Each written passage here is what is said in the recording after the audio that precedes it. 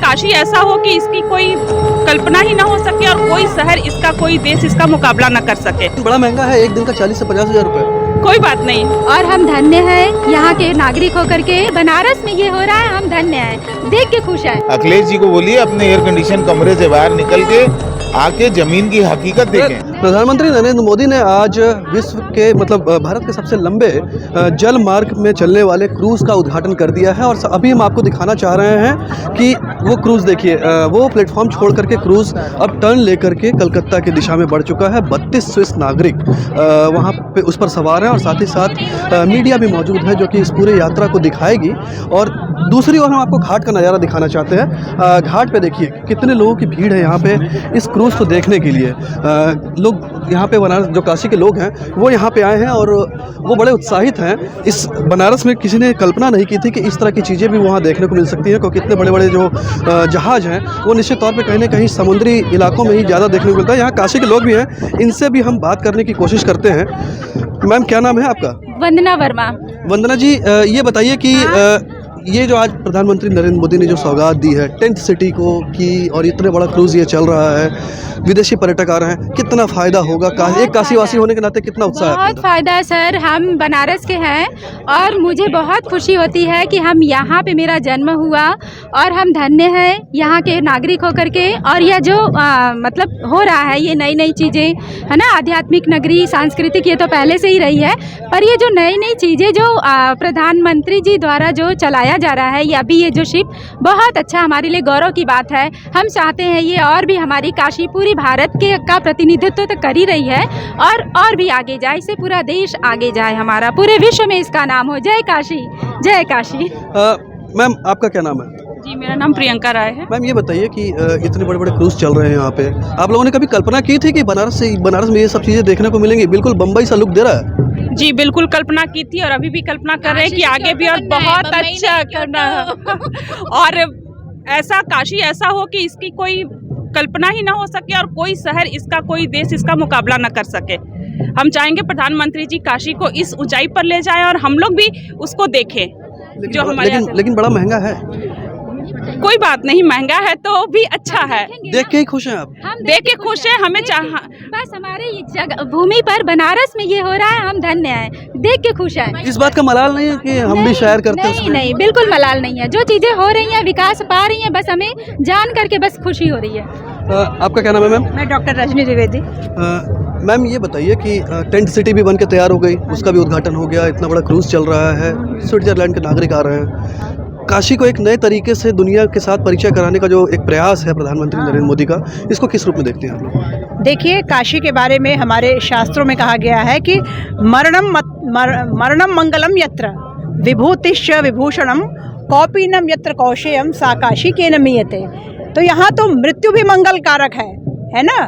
यहाँ की काशी का रेशमी वस्त्र और क्या नहीं प्रसिद्ध है यहाँ का। मधुर मनोहर अतीब सुंदर ये सर्व विद्या की राजधानी। और ये जो आज इस क्रूज़ का यहाँ से शुभारंभ हुआ है, हम लोगों ने अलविदा कहा, बाय कहा उसको, पहले तो स्वागत किया फिर बाय कहा, तो ये अनमोल पल है हमारे लिए और इसको हम लोग हमेशा याद रखेंगे।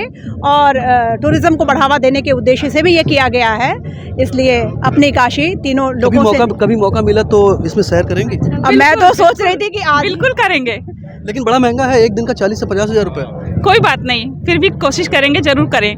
और वो टेंट सिटी जो बनी है मैडम? हाँ, मैं वहाँ पूरी कोशिश करूँगी जाने की, क्योंकि मेरा लक्ष्य है वहाँ जाना। एक बार मैं अपने बच्चों को भी लेके वहाँ अवश्य जाऊँगी और घुमाऊँगी। तो ये काशी की महिलाएं हैं, बड़ी गदगद हैं बिल्कुल। निश्चित तौर पे कहीं ना कहीं काशी के लिए एक अद्भुत चीज़ है। और लेकिन इसी के साथ साथ कुछ राजनीति भी हो रही है, और राजनीति ये हो रही है कि अखिलेश यादव हो या विपक्ष के तमाम नेता हो, वो लगातार सवाल उठा रहे हैं कि काशी में इस तरह की चीज़ों को लेकर के। थोड़ा सा हम 1 मिनट के लिए और आपको माहौल दिखा दें कि ये देखिए, ये लोक परंपरा से जुड़ी हुई चीज़ें, यानी कि नृत्य वगैरह जो चल रहा है वो विदेशी जो यहाँ पर पर्यटक थे उनके स्वागत के लिए ये सारा नृत्य चल रहा है। और लोगों की भीड़ देखिए रविदास घाट पे कितनी ज़बरदस्त भीड़ है, सब गदगद है बिल्कुल कि जो बनारस में उनको ये प्रधानमंत्री नरेंद्र मोदी की वजह से जो देखने को मिल रहा है उसकी इन्होंने कल्पना कभी नहीं की थी।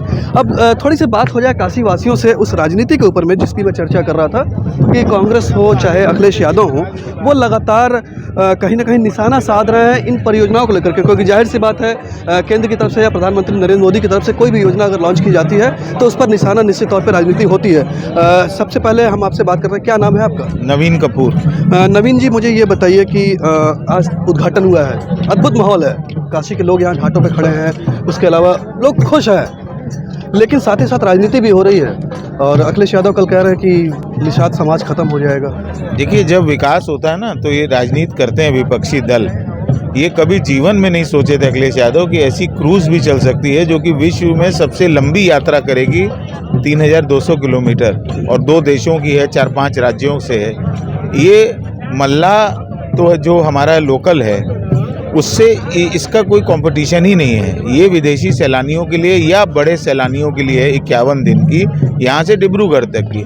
मल्ला हमारा लोकल नाव चलाता है। इतना काशी विश्वनाथ धाम बनने के बाद इतना टूरिस्ट का यहाँ पे आवागमन बढ़ गया है कि जो मल्ला साल भर में कमाता था जितना पैसा, वो आज 1 महीने में कमा रहा है।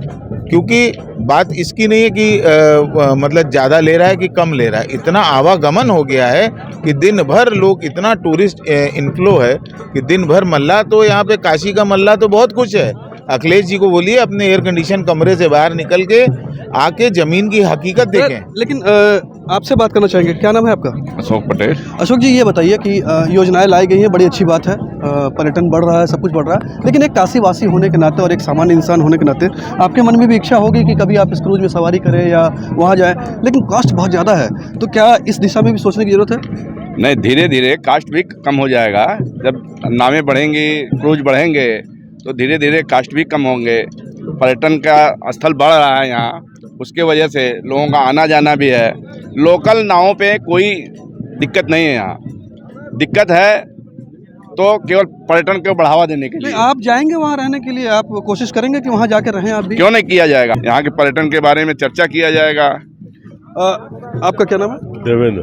देवेंद्र जी, ये बताइए कि आज जो सौगात मिली है, खास करके जाहिर सी बात है बनारस में इस तरह की चीज़ें दिखती नहीं थी। छोटी छोटी नावें हुआ करती थी, बड़े बड़े क्रूज हुए, 4-4 क्रूज चल रहे हैं। अभी ये गंगा विलास शुरू हो गया है, इसकी कल्पना आप लोगों ने कभी की थी? कभी नहीं कल्पना की थी। आज ये बनारस के लिए बहुत बड़ी सौभाग्य का दिन है कि ये दृश्य हम लोग देखने को मिल रहा है, नहीं तो फिर खाली वही पेपर मीडिया और इधर उधर आदमी देखता था।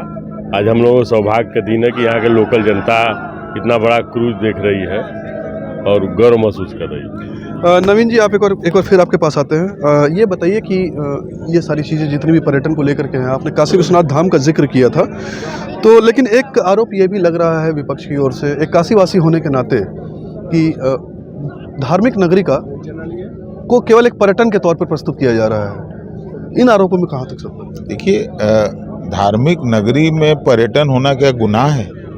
अरे जो धर्म की नगरी में आएगा वो पर्यटक ही बन के आएगा ना। तो पर्यटक जब बन के आता है तो पूरे काशी के एक एक वासी का रोजगार बढ़ता है। जो आता है यहाँ से कुछ ना कुछ खरीद के जाता है, तो खरीदता है तो उससे हमारे जो बुनकर या कारीगर भाई हैं उनको सपोर्ट मिलता है। जो दुकानदार हैं, रिक्शा वाले हैं, ई रिक्शा वाले हैं, होटल वाले हैं, रेस्टोरेंट वाले, ढाबे वाले, सबका व्यापार बढ़ता है। जब पर्यटक आता है तो पर्यटक और ये धर्म की नगरी, ये तो अच्छी बात है ना कि हम काशी में हमारे बाबा विश्वनाथ का वास है।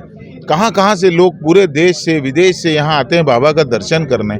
इतना सुगमता से दर्शन हो रहा है, इतनी रोज लाखों लोग, अगर पुरानी व्यवस्थाएं होती क्या लाखों लोग हमारे यहाँ रोज दर्शन कर पाते। आप भी काशी के, हम भी काशी के हैं। और ये जो सुगमता कर रहे हैं उससे पर्यटन अगर आ रहा है पर्यटक, तो क्या ये हमारी काशी की नगरी पर्यटन नगरी ही है। ठीक, तो ये है निश्चित तौर पे कहीं ना कहीं वाराणसी के पर्यटन इतिहास में आज एक मील का पत्थर जो है वो प्रधानमंत्री मोदी ने गढ़ दिया है, क्योंकि जो टेंट सिटी और जो ये बड़ा सा क्रूज़ गंगा विलास जिसको फ्लैग ऑफ करके प्रधानमंत्री मोदी ने उद्घाटन किया है, अपने आप में एक निश्चित तौर पे पर्यटन इंडस्ट्रीज़ को एक नया बढ़ावा देगा। क्योंकि कोरोना के बाद से निश्चित तौर पे बनारस की जो पर्यटन इंडस्ट्री थी उसकी कमर टूटी हुई थी। होटल इंडस्ट्री से लेकर के छोटे व्यापारी सभी लोग परेशान थे।